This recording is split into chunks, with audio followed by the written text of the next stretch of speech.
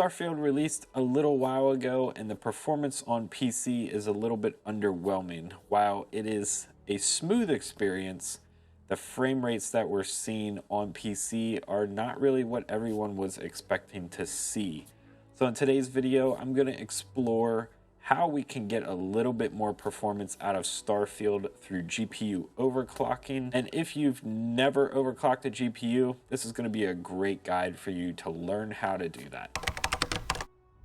So the first thing that we need to do is we need to come to an area in Starfield that's fairly controlled.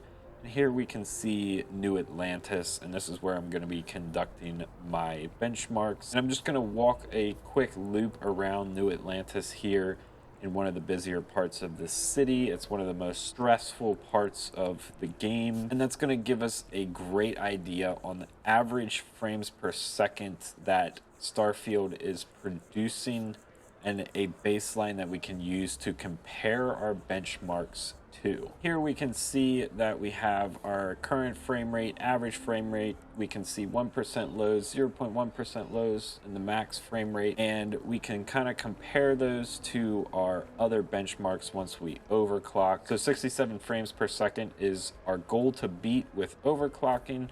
So let's jump into overclocking and how we're gonna do that. Let's get into how to overclock a GPU. The first thing that you're gonna do is you're gonna start overclocking the core clock here. What I usually do is I up the core clock by 100 to start. I apply that and I just see how the GPU handles it. I don't expect the GPU to have any problems handling a plus 100 core clock overclock, so I let that run a little bit, and then I'm going to go ahead and up that again, so another 100 for a total of 200, and apply that and see how the GPU handles that. If it can handle that, I will start to increase at a little bit smaller increment. So I'll usually back that down to about 25, so that means I would go to 225, hit enter and apply that, see what changes occur here. And then what you're going to start to do is look for artifacting in Heaven Unigen or any other rendering program that you're using to benchmark your system while you're doing this. And I'm not seeing any artifacting right now, which means we have a little bit more headroom with our core clock that we can increase. So I'm going to go up to 250. We'll apply that. I'm still not seeing any artifacting. So let's go to 275. And again, just small increments as you're doing this, making sure that we're not seeing any problems with how the system is rendering the scene. I'm not seeing any artifacting with this. The system hasn't crashed. So let's go to plus 300.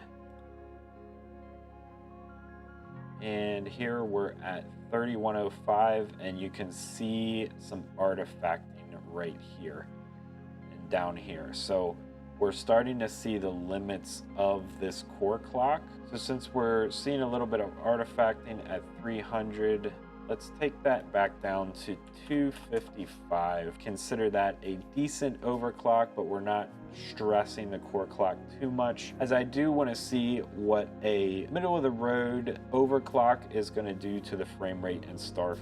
So for the memory clock, I'm just going to go ahead and put a modest plus 500 megahertz overclock on the memory clock. I'm going to leave the power limit and the core voltage the same. We're going to go ahead and apply that and make sure that we don't see any artifacting from this memory clock increase. And we're seeing that this image is stable. We're not seeing any problems. There's no crashes. So with Heaven Unigen, this is a stable overclock, and I hope that translates over to a stable overclock in Starfield as well. So I'm going to take this overclock and jump back into Starfield, so I'll be right back. So here we're running through the benchmark with the initial overclock that we just got done putting on the RTX 4090. That's with a plus 255 core clock, as well as a plus 500 memory clock. No adjustments to the power limit, and no adjustments to the core voltage.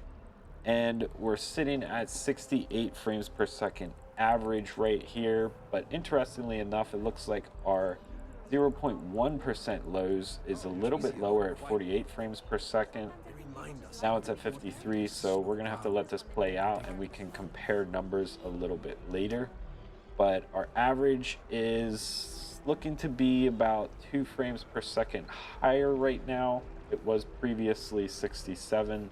Now we're sitting at 71, it says, but we're going to let this fully play out, as when we turn the corner here, the frames do seem to drop a little bit just based on the city. But overall, it does seem like we're seeing a small, modest increase in frames per second with this modest overclock.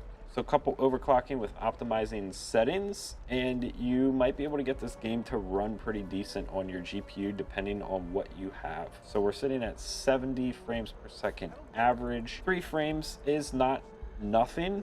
That might actually push you to above 60 frames per second if you were previously struggling to hit that. Let's go back to overclocking and see how much more we can pull out of this card. Okay, so since we had a successful benchmark run in Starfield with this overclock here, I'm gonna go ahead and try to find the max overclock that I possibly can on this card so we can see what kind of max frame rates we're gonna see in Starfield. Again, I'm gonna continue along the lines of small increments. So I'm going to increase this. Let's take this up to 275, but let's increase the power limit all the way to 133%, as well as the core voltage. We'll apply that. We can see that we're sitting at 1.1 millivolts, and that actually increased the core clock further, but I'm not seeing any artifacting. So I'm gonna bump it up just a little bit to 280 and see what we're getting there. So now we're at 280, the core clock's at 3120, and we're still seeing a pretty stable image here. I'm really thinking I think that's gonna be as close as we're going to get to max before we start to see crashes. I'm not seeing any artifacts, so let's see if we can go to 290 and see what happens there. Now we're at 3135. I'm not seeing any artifacting. Let's try 300.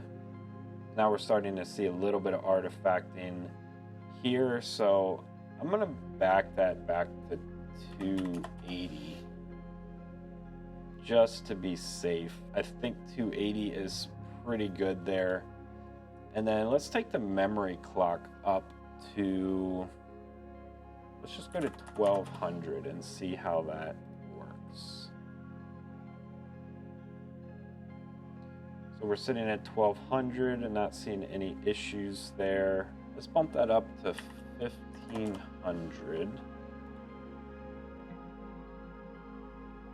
We're sitting just over 12,000 megahertz here, but I think I'm gonna bump that up to 1800 just to see if we can get it to run. So there we're at 1800, and I'm not really seeing any issues. So we might be able to get away with 1800 megahertz. Let's try this in Starfield and see what we see. Hopefully we can get through a benchmark. So here we are back in our benchmark area, and we're going to take another walk around New Atlantis. And this is with the overclock we just got done setting with a plus 280 core clock, as well as a plus 1800 memory clock with a core voltage set to 100% and a power limit raised to 133%. So we can see that the core clock is now running at 3,120 megahertz, and the memory clock is sitting at just over 12,000 megahertz, which is pretty high. And we are seeing a bit of an increase in the frames per second again, as the average is sitting, it looks to be about 74 frames per second right now. Probably will take a little bit of a dip right here depending, but currently we have almost a 10 frame per second increase. The no overclock run was sitting at 67 and we're currently at 75. So it's looking like the final number is 74 frames per second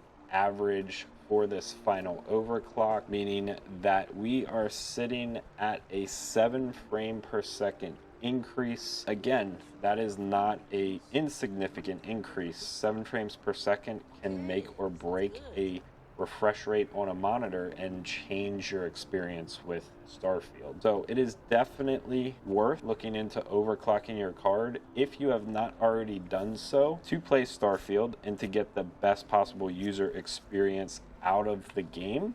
And when Bethesda puts out some changes to how the game is working and optimize it a little bit better, hopefully those frame rates are going to increase and you're going to see even more performance out of Starfield on your system using an overclock like this. So in conclusion, if you've never overclocked a card, this is a great way to do it. This is a good way to be able to see the changes that can occur in a game frame rate wise when doing an overclock.